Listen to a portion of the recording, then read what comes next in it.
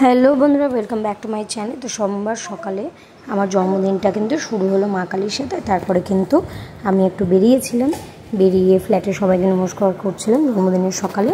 আর ফিরে দেখি বড় বৌদি শিব ঠাকুরকে পুজো দিচ্ছিল। যেহেতু আমি প্রথম সোমবারটা সেরকম ভালোভাবে শিব ঠাকুরকে পুজো দিতে পারিনি অসুবিধার জন্য, সেই জন্য কিন্তু দ্বিতীয় সোমবারে বড় বৌদি যখন জল ঢালছিল, স্নান করাচ্ছিলেন শিব ঠাকুরকে, তখন কিন্তু আমিও তার সাথে সাথে দুধের মধ্যে পঞ্চামৃত পঞ্চশস্য সব দিয়ে সিদ্ধি সমস্ত কিছু দিয়ে কিন্তু শিব ঠাকুরকে স্নান করিয়ে তার আগে ঘি লাগিয়ে দিয়েছিলাম গায়ে, ঘি মধু দিয়ে।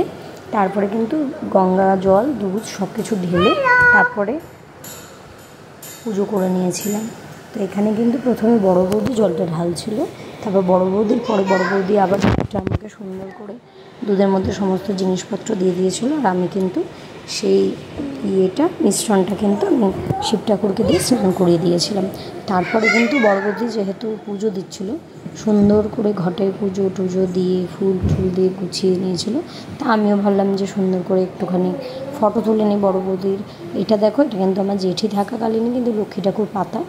আর এরকমভাবেই আমাদের একটা ইসের উপরে কাঠের উপরে। Welcome back to my channel again. তো আজকে হচ্ছে 29 জুলাই 2024 আমার জন্মদিন। তো জন্মদিন বলা যাবে না, কারণ জন্মদিন অলরেডি 29 জুলাই 1998-এ হয়ে গেছে। এটা হচ্ছে বর্ষপূর্তি পালন প্রত্যেক বছরে বছরে, যেটা আমি এতদিন জানতাম না। তার কালেকশনটা ফেসবুক থেকে একজন পোস্ট করেছিলেন, আমার থেকে জানলাম। তা সকালবেলা ঘুম থেকে উঠে ফার্স্টে তো পুজো টুজো দিয়ে দিয়েছিলাম গোপাল ঠাকুরকে। আর দেওয়া ঠাওয়ার পরে তারপরে কিন্তু ঘরে চা বানিয়ে বর আর আমি খেলাম। ছেলে তখনও ঘুম থেকে ওঠেনি। তারপরে ওখান থেকে আমি কাজের জন্য রওনা দিয়েছি, ঘরের কাজটা ছেড়ে। কাজ থেকে বেরিয়ে সোজা চলে এসেছি বড় বৌদির ঘরে, যেটা আমার ইনকমপ্লিট যদি আমি না আসি।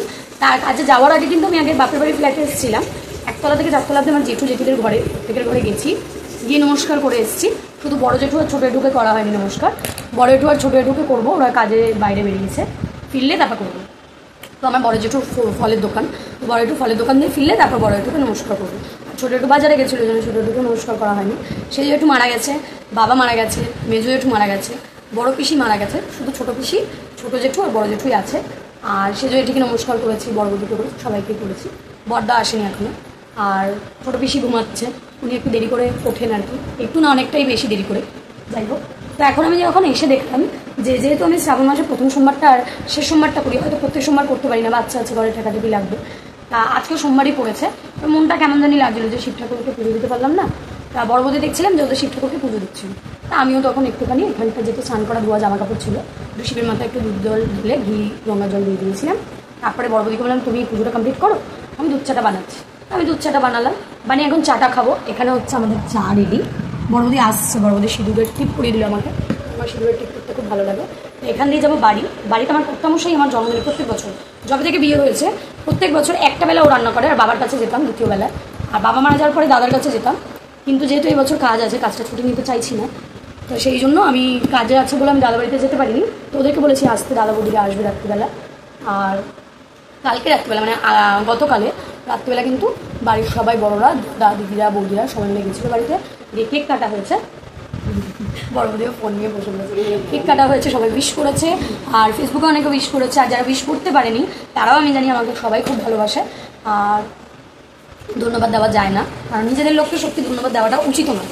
শুধু ফোনে যেহেতু পাঠিয়েছে, একটা থ্যাংক ইউ না লিখে তারা আপসেট হবে, তো সেই জন্য আমি থ্যাংক ইউ লিখেছি। কিন্তু আমি জানি যে যারা আমাকে উইশ করেছে তারা মন থেকে আমাকে ভালোবাসে। আর এখন আমি বাড়ি যাওয়ার পর দেখাবো যে কী রান্না হচ্ছে। আর রাতটা কিন্তু একটু অন্যরকমভাবে কাটবে, কারণ বিকেলবেলা আমি একটু বেরোবো সাজুগুজু করেছি, শাড়ি ঠাড়ি করে। তো দেখা হচ্ছে আবার একটু পরে। স্টে টিউন, বা যেটা আমার কেমন কাটে দেখার জন্য কিন্তু পুরো ভিডিওটা দেখতে হবে। তো যেমন কি তোমাদেরকে আমি বলেছিলাম বাড়িতে গিয়ে দেখো, তো এখানে কিন্তু রেডি হয়ে গেছিলো আমার প্রিয় চিংড়ি মাছ, স্যালাড, ওদিকে 5 রকম ভাজা, তার সাথে কিন্তু চিলি চিকেন। এটা কিন্তু ছিল একদম ড্রাই চিলি চিকেন, এটা নর্মাল চিলি চিকেনের মতো না। তো কিন্তু কলা পাতা কেটে সুন্দর করে সাজিয়ে আমাকে খাবার বেড়ে দিয়েছিলো, তার সাথে সাথে এনেছিল দই মিষ্টি। তো ওটা আর আমি দিইনি। আর এটা ছিল একদিন রাতে আমাকে ডার্ক চকলেট দিয়েছিলো, যেটা সব থেকে প্রিয় আমার। বিকেলে দেখো আমি রেডি হয়ে কিন্তু বেরিয়ে পড়েছি দিদাবাড়ি যাবো বলে। আর যেটা আমি সব থেকে জীবনে আমার বড় সারপ্রাইজ, সেটা হলো এবছর জন্মদিনে কিন্তু মা এসেছিলো আমাদের বাড়িতে। 8 বছরের বিবাহিত জীবনে আমার প্রথম মা আমার বাড়িতে এলো, যেটা আমার খুব আনন্দের বিষয়। আমি খুব হ্যাপি হয়েছি, সব থেকে বেশি আনন্দ হয়েছে ওরা এসছে। সারপ্রাইজ, আমার মা চলে এসেছিলো আমাদের বাড়িতে, যেটা আমাদের সবার জন্য শকিংও ছিল, আনএক্সপেক্টেডও ছিল, আবার সারপ্রাইজও ছিল। ভালো লাগলো। তো অল ওভার আমার জন্মদিনটা বেশ ভালো কাটছে। এখন জানি না বাকিটা, এখনো দাদা বৌদি আসা বাকি আছে, কেমন কাটে দেখা যায়। এখনও কিন্তু দেখো দিদাবাড়িতে আমি রেডি হয়ে চলে গেছিলাম, বড় মামার সাথে ফটো তুলছিলাম। বড় মামাই কিন্তু দিদাবাড়িতে গেলে আমার জন্য চা বানিয়ে দেয়। তো দিদাবাড়ি থেকে আমরা কিন্তু চলে গেছিলাম মুক্তকেশী মায়ের মন্দিরে। যেহেতু সকালে পুজো দিতে যেতে পারিনি, তাই বিকেলে গিয়ে কিন্তু আমি ঠাকুরকে নমস্কার করে দর্শন করে নিয়ে বললাম কোথায় যাব, কাজে যাওয়ার আগে চলো ছাদে যাই। ছাদে যাওয়ার পর দেখলাম ছোটো জেঠু এসছে, তা ছোটো জেঠুকে নমস্কার করলাম। আর ছোটো জেঠুর যেই জামাটা পরেছিল সেটা কিন্তু খুব ভালো লাগছিলো। ফাইনালি জন্মদিনে আমার বৃষ্টি হবে না এটা কখনো হয় না, কারণ আমার জন্মটাই হচ্ছে বৃষ্টির মধ্যে। Just look at the sky, মানে আকাশটা এদিকটা দেখো পুরো পরিষ্কার, আর এই দিকটা দেখো পুরো হাফ পোর্শন মানে মেঘ ঘনিয়ে এসছে, মানে বৃষ্টি হবে। আর আমার দাদা বৌদি এখনো আসেনি, মানে ওদেরকে একটা ফোন করে বলো যাতে ওরা তাড়াতাড়ি আসে বৃষ্টি হওয়ার আগে। দাদা বৌদিকে কি অবস্থা, প্লিজ বৃষ্টি আসিস না, পুরো একদম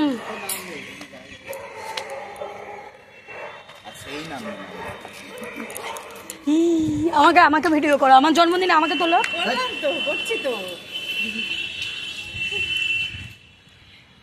কালকে আমরা এখানে বিহাইন্ড দ্য সিন আমরা এখানে নাচ প্র্যাকটিস করছিলাম, আজকে বড়বদি নাইটি পরে।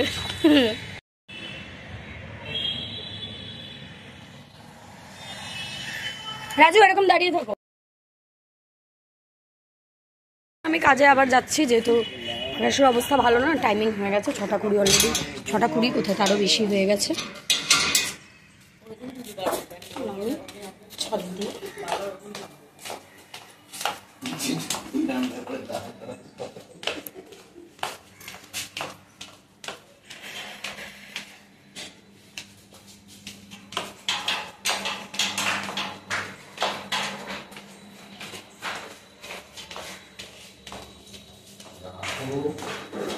দেখো পুরো ভিজে একাকার।